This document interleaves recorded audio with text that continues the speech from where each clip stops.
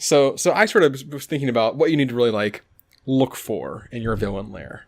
And I'm going to go ahead and preface this. I went a little more like Bond villainy on mine, just because that's kind of where my mind was. So whatever you're doing, whatever your villainous plots are, you're going to have some heat. People are going to be looking for you because you're going to be, doing bad stuff. So I think being relatively hidden is obviously a very important thing. And preferably, I realized mobility is actually very nice because that way, like, you don't have a fixed location where they figure it out, you're just kind of host and just like tear down your base and move somewhere else. So being able to move is actually really nice.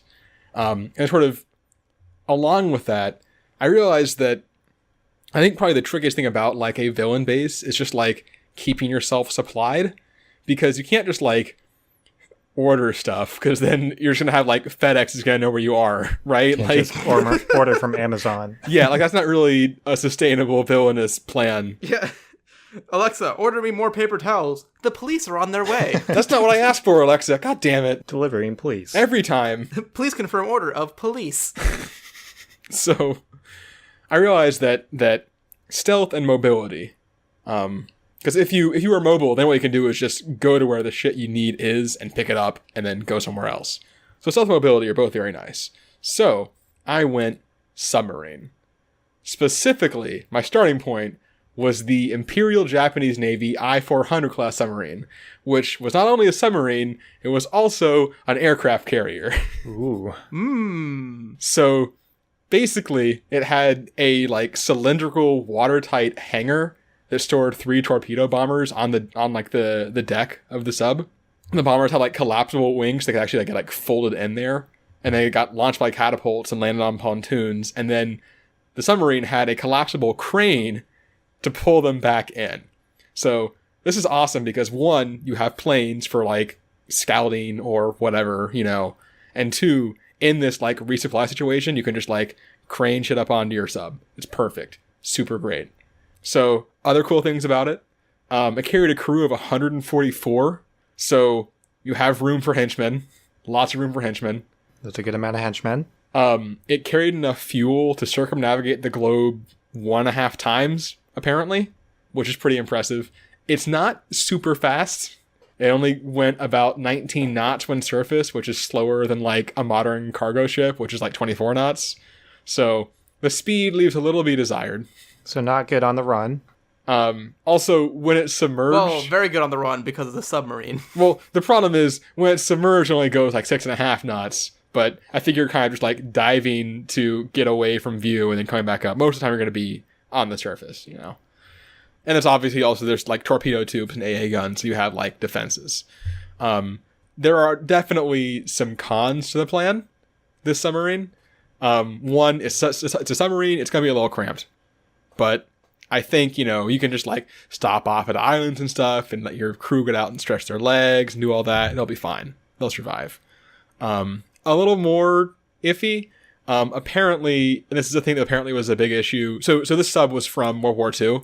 And apparently, basically all of the submarines that Japan used in World War II didn't have any kind of refrigeration system on board, whether that be like air conditioning or just like for food. You can hook up a mini fridge or something, Ben. You can definitely... You have the technology. You can install something. So that's out of the box. That's not great, but you can. We'll get some upgrades. It'll be a fixer-upper. Yeah, there's a bit of fixer-upper.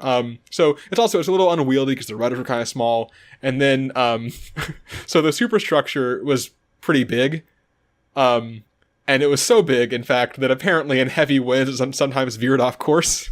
So that's not ideal. So you have like a pretty okay built submarine. Also, not really selling this on this.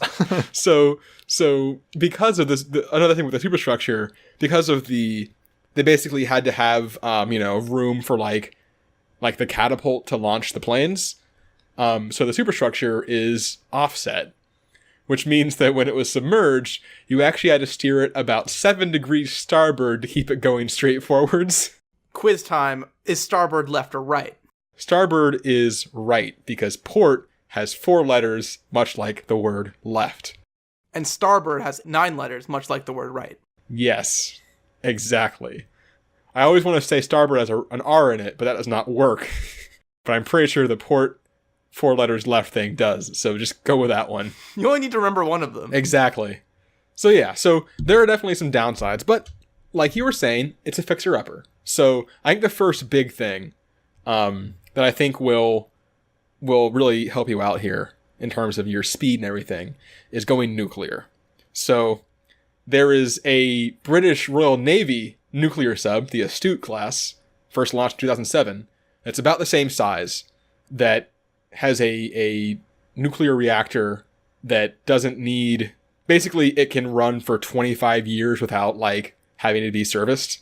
So that gets you a lot of runway for, you know, giving you some time to figure out your plan on that, which is good.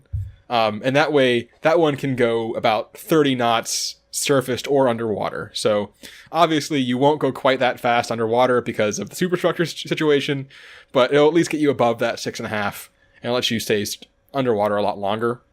I figure you'll also obviously do some, like, living space adjustments just to get, you know, a little more leg room in there and everything. But I think that's sort of a good, like, starting point, and you can sort of, you know, move some sort of, like, you know, pimp your ride kind of stuff from there. It's like starting to sound like a TLC like episode where it's like, you're going to want to do this, X, Y, and Z. And when you're done, you know, just make it your own. Feel free to make it. It's very much that. But then what's great is that you have so many options once you're all decked out.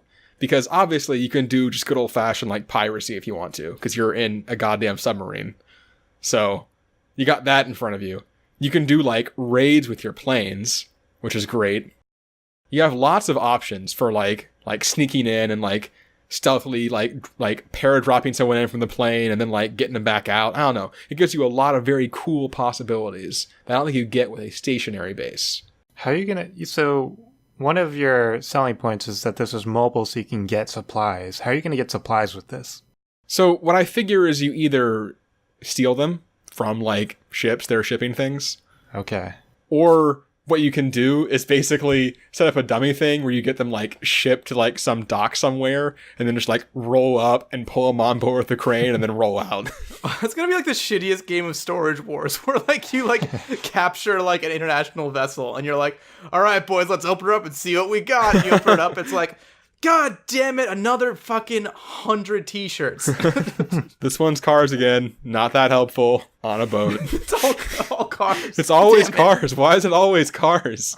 So I will admit there are some flaws in the plan, but I feel like your biggest priority is going to be avoiding the inevitable hunters of you, and I feel like this gives you a very good chance in that regard.